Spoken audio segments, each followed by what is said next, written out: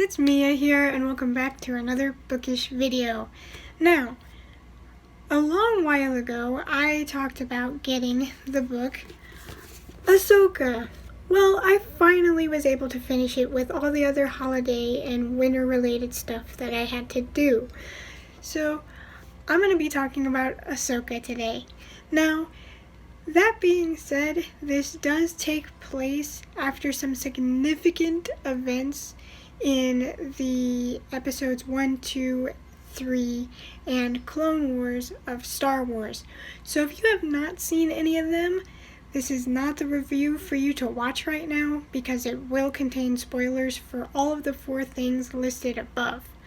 So I know that these are really old movies and the show is not that new itself, but I personally started out hating Star Wars originally, but that was specifically because the fandom ruined every twist and turn for me in the movie before I could even watch them, and that made me not even want to bother.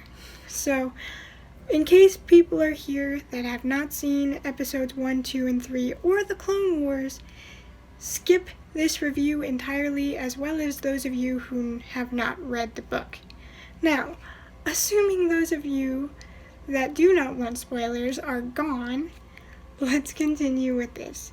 Now, honestly, after reading Chronicles of Narnia, which came out to an 850-some page book, Ahsoka being only 356 pages was a welcomed short read, but a good one. Because I feel, again, like I get long book fatigue, and at 500 pages, my brain's like, okay, we're done with this book now. We can move on to the next one, right? Nah, not with Narnia. So this was a welcomed change after Narnia. Even though I enjoyed it, I needed a short book after. And I really enjoy the writing. It tells you what it needs to without being clunky, without being overdramatic, without being word vomit. It gets its point across, and it does it very well and very quickly, to where the story just seems to flow page after page, and I really love that. Now, the book is focused after the Clone Wars and before Star Wars Rebels. So if you wanted to read it in the timeline-wise, that's how you would do it. You'd watch episodes 1, 2, 3, the Clone Wars, read this, and then watch Rebels. If you wanted to do it that way, that's how it's set up. Now, the focus is Ahsoka having left the Jedi Order after being accused of murder she did not commit because she was framed for it. She decided to leave, and that's where this book takes off. It follows her journey that we didn't get to see in the show of what she was doing while she was not in the Jedi Order anymore. And her and Rex had both faked their deaths in order to evade detection by the Empire. Rex leaving behind a fake grave, with Ahsoka leaving behind her beloved dual lightsabers. So, after faking their deaths, they split off from each other. She has no idea where Rex went. Rex has no idea where she's headed. So, she ends up jumping around for a bit, and we pick up this story when she settles on a far out of the way moon on the outer rim called Rada. Rada? Something like that. I pronounced it Rada in my head. It's Raada, Rada. I don't know how else you would say it, but that's how I pronounced it. And this little moon on the outer rim is nothing more than a tiny, tiny farm planet full of farmers who are just spending their days farming and at the local pub when they're not at work. And at first, Ahsoka is very reluctant to get close to anyone on this moon because she is very much still grieving over the loss of her Jedi brethren and her clone family. She's grieving over that. She is talking to an R2 that is no longer there, so she's talking to herself because she's so in the habit of having R2 there to talk to. She keeps constantly reaching out with the Force, trying to find someone there, and being devastated when she can't feel anyone else. She's constantly talking about how much she misses Anakin because she doesn't know that he's the biggest villain in the galaxy right now, Darth Vader himself. So it's just devastating to see Ahsoka be that torn down. And not only does she constantly reach for and talk to people that aren't there, but she has survivor's guilt as well. She goes, why did I survive when Anakin didn't, when Obi-Wan didn't, when R2 didn't? Like, they were better than me. The only reason I survived was because I left. I'm not a hero, I'm a coward. And it's just so heartbreaking because she fought as hard as anyone else did in the Clone Wars. And just to see her go through that survivor's guilt, well, if I would have stayed, I'd be dead with them. And I wouldn't have to worry about it. Like, that is horrifying. And you know, survivor's guilt is a real thing that people go through, and it's just so sad. It is not your fault that you lived when others didn't. It's not. So, as she gets to Rada, she finds a house that has been abandoned, so she kind of takes it over, with permission from the locals, of course.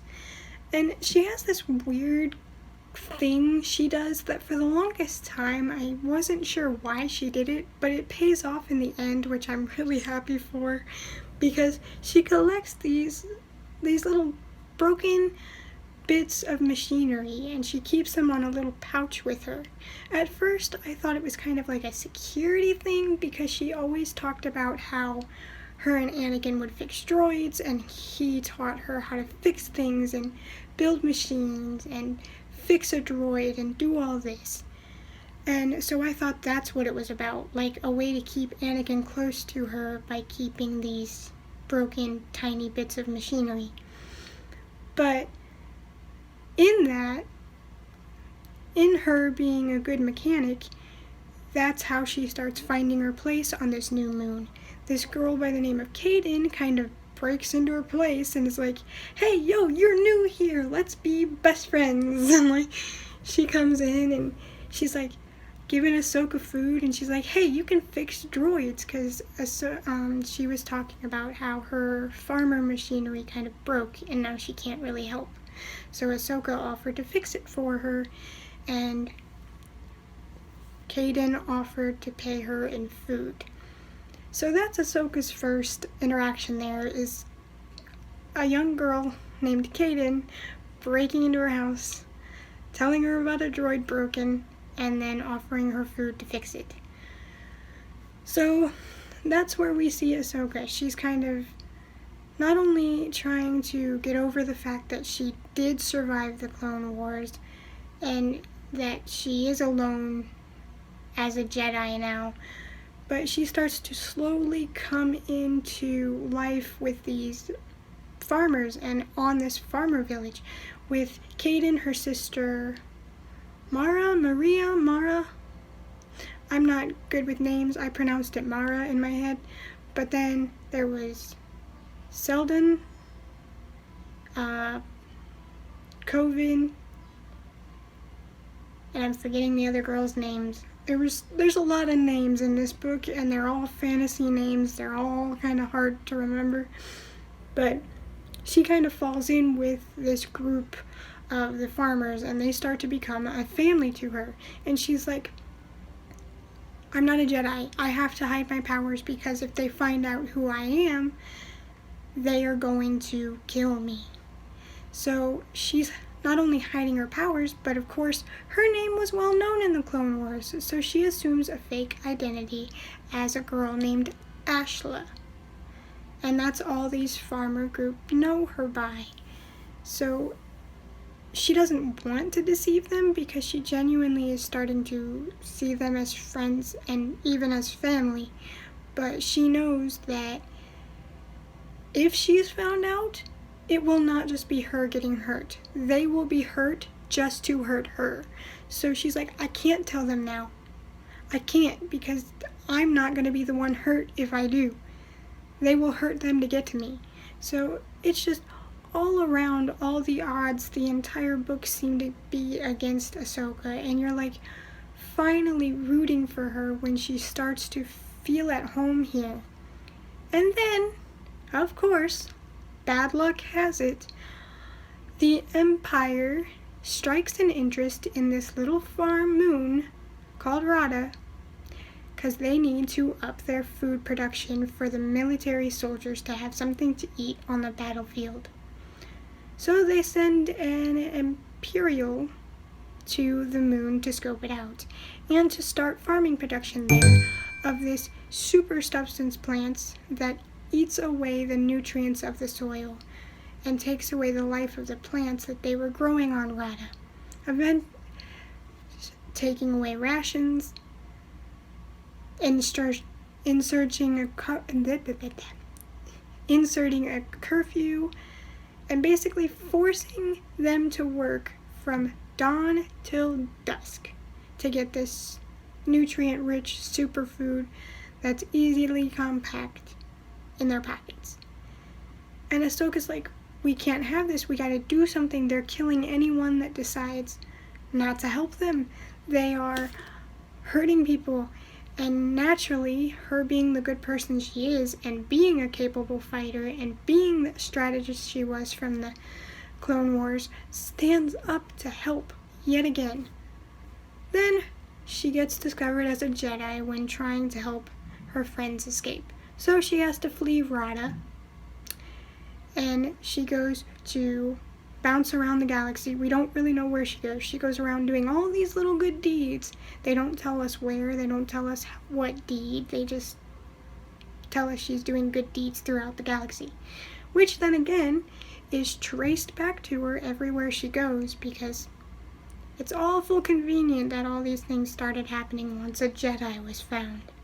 So, it's a trip. It's a good book.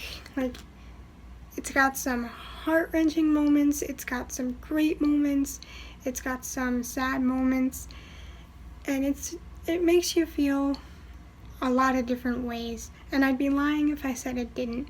And I don't want to say any more than that, because that's where we start to get into the ending, and I really don't want to spoil much more for you than what I already broke down.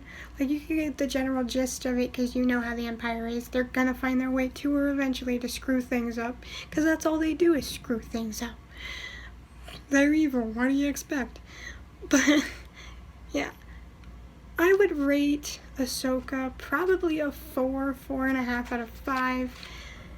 It was really good, but some parts of it did feel a little rushed. Like, we did get to see, like, glimpses of the bad guys, but they felt just shoehorned in there so we could be afraid of them.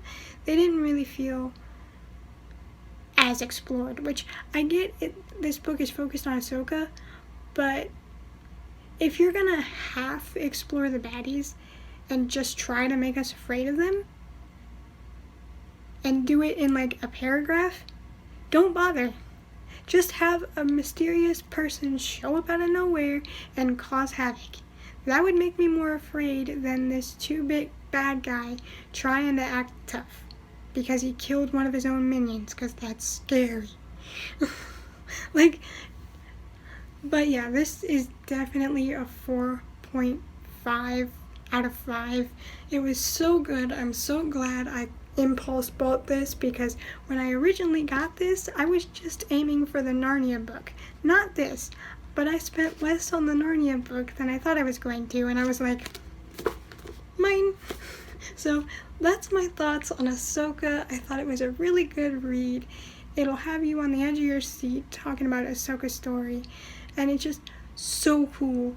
And how she gets her new lightsabers here is really awesome as well. I didn't even think that was possible, but Don't quote me, I don't know a lot about Star Wars lore, but that was beautiful. Now the next book, or books I'm going to go into is Vampire Academy. Now I have watched the movie a long time ago, and I did not think it was all that good. So I'm going to give the book a chance, and let me show you this box set, because it is absolutely... I just turned my computer on. It is absolutely gorgeous. Absolutely gorgeous. And you can actually clearly tell which book goes where in the set, which is rare to find with a book set. So I am super excited to get into Vampire Academy. A friend of mine years ago was trying to get me into it, but I just wouldn't for whatever reason. So I guess I'm reading it now because I had a Barnes & Noble exchange gift card that I could only spend there anyway, so I said, why not? So that's what I'm going into next. And what are you guys reading? And have you read Ahsoka? What are your thoughts on it? Let me know in the comments down below. Hope to see you guys next time. Bye!